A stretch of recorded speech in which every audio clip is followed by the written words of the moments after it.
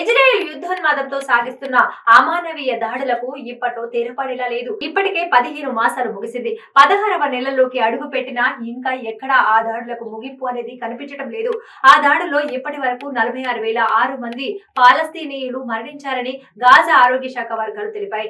గాయపడిన వారి సంఖ్య 1,09,378కి చేరింది.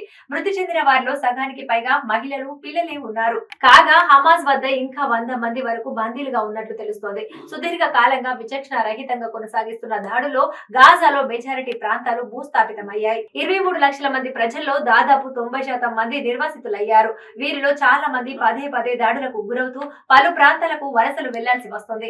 వందలు, వేల సంఖ్యలో ప్రజలు తాత్కాలిక శిబిరాల్లో తలదాచుకోవాల్సిన పరిస్థితులు నెలకొన్నాయి. పైగా ఆహారము, ఇతర నిత్యావసరాలు కూడా వారికి సరిగా అందని పరిస్థితి నెలకొంది. ఇదిలా ఉండగా కాల్పుల విరమణకు, బందీల విడుదలకు జరుగుతున్న ప్రయత్నాలు ఒక కొలిక్కి రానున్నట్లు కనిపిస్తోంది.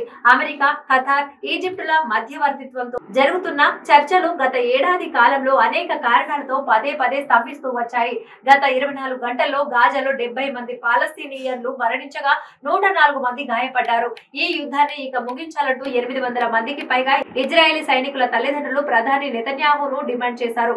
గాజా తమ పిల్లల సమాధిగా మారకూడదని తాము కోరుకుంటున్నట్లు చెప్పారు.